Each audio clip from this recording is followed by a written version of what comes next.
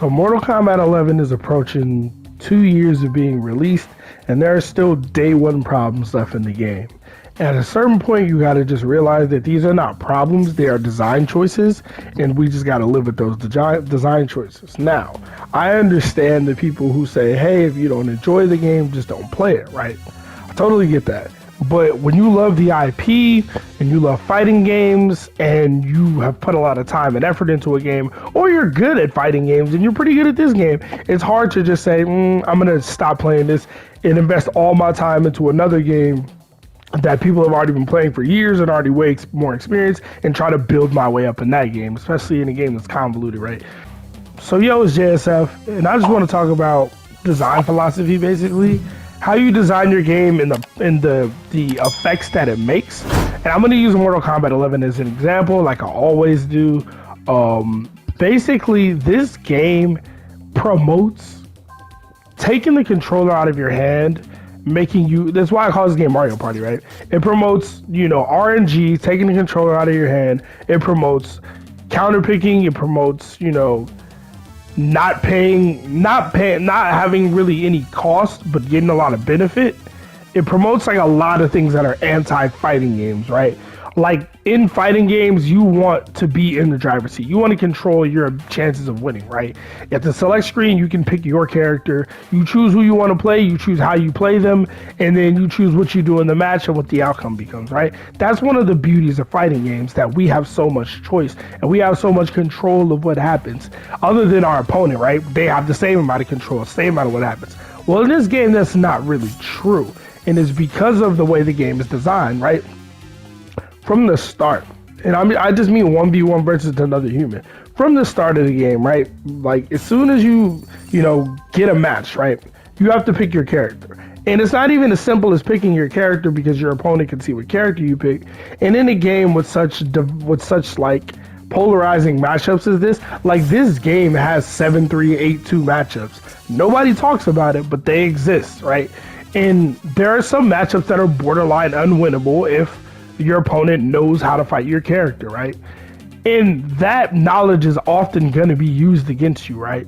So the method that most people will go with, instead of having to deal with this, like if I'm a Spawn player, a lot of people are going to pick Jade against me, right? It's a tough matchup. It's damn near unwinnable. It's very horrible. If I land a hit on her, yes, I do more damage than her, but there's virtually no way I'm going to hit her unless she's doing something unsafe, right? Cool. To combat this issue, you have people trying other characters. And the other thing with this game is characters are very easy to learn. And it not only very easy to learn in the sense of being very high level with the character, I mean, it's easy to pick Liu Kang, pick Dragon's Fire and Dragon's Gift and teleport on people. You don't need a brain to do that. Literally a 5-year-old can do that. You know what I mean? It's very simple to do. And it's not something that has a universal answer, right? It's not something that's just extremely easy to combat when you're a higher level player. I mean, hell, we played Dragon Temple, we saw somebody pick Liu Kang and do that in a tournament, in an invitational tournament, offline, with money on the line. So to act like it's not really a viable strat is just lying to yourself. So that's already one issue. As soon as you get a match and get to the select screen, you're already faced with a few issues. Then when you get into a match, you're faced with the issues of, okay, can this character 50-50 me, right? And then with the online not being great in this game, yeah, the netcode is garbage in this game. I'm saying it again. There you have characters like Sub-Zero, you have characters like Sindel, you have characters like Liu Kang, who can basically mix you fairly easily, right? And I say Liu Kang because not that he has low overhead mix-ups, but he can 100% 50-50 strike throw mix you on block.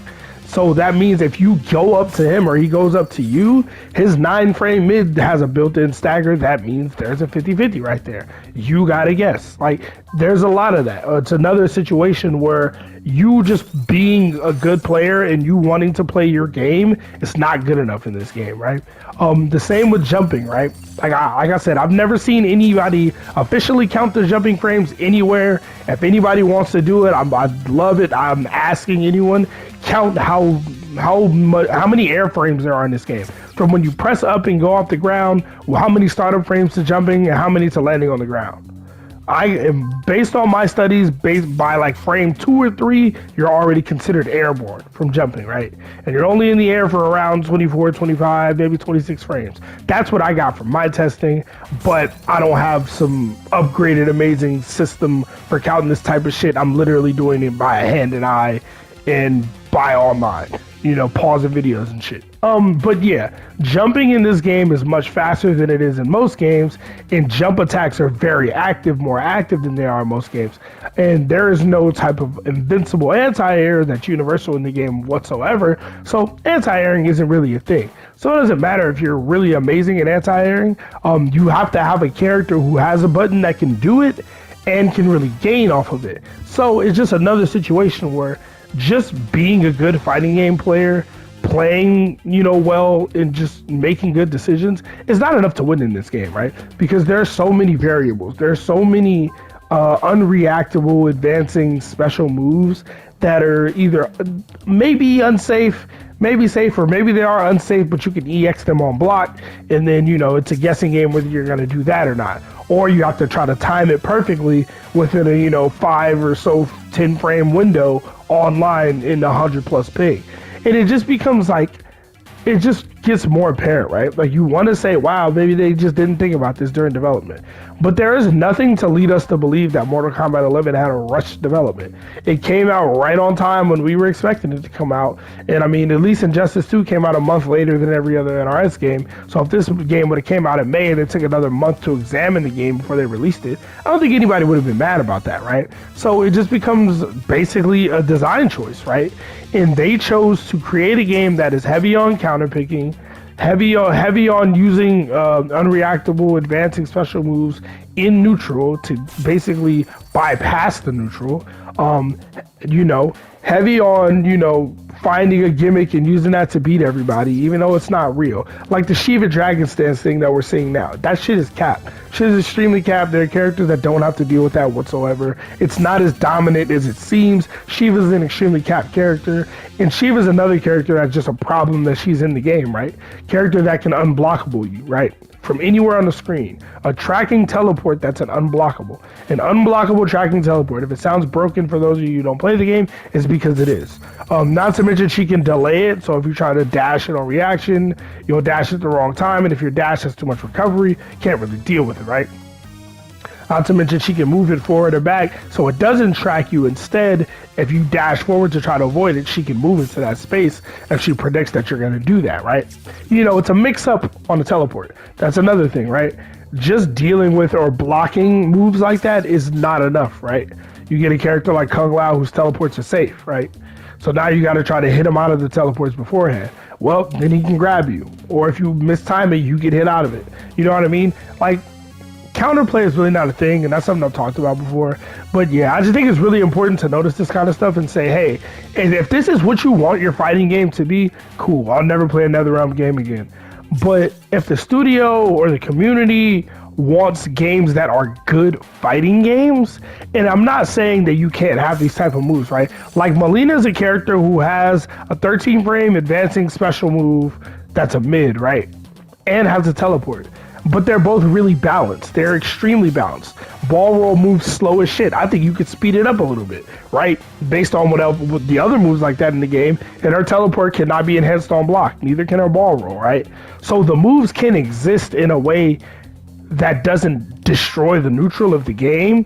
But sadly, NetherRealm Studios either didn't want that to start the game, or they didn't realize it until, a year and a half into the game existing, and have no desire to go back and retool every other character to fix the problem. So anyway, I just wanted to talk about that for a little bit. It's just something to look for in a game, because it's something that makes me really not enjoy a game and not want to play it. Just knowing that my opponent doesn't need to know anything whatsoever and they can still beat me. If I put 10,000 hours into something and somebody who picks it up, once a day for 3 weeks and has played a total of 15 to 20 hours, and I played 1,000 hours, and all he has to do is pick Liu Kang and teleport and I lose, like, that is very discouraging. That does not make me want to play the game. That does not make it does not make me want to get better at the game, and it invalidates a lot of things in the game, which is why I don't care about losing, which is why I don't care about quitting online, because winning in this game does not prove anything to me. Like, that's why I don't play first to 10s in Mortal Kombat 11. If somebody wants to prove something to me, play me in a first to 10 in Dragon Ball, play me in a first to 10 in Grand Blue, play me in a first to 10 in Street Fighter. If you beat me in all of those, hey, congratulations, you're better than me. But, you know, that's just how I feel as a fighting game player. Like, I know my content is mostly around Mortal Kombat, but I'm a fighting game dude. I've been a fighting game dude my whole life. I always will be. So don't be surprised if you see other fighting games on this channel. But I will still cover Mortal Kombat. I will still cover Injustice 3 when it comes out.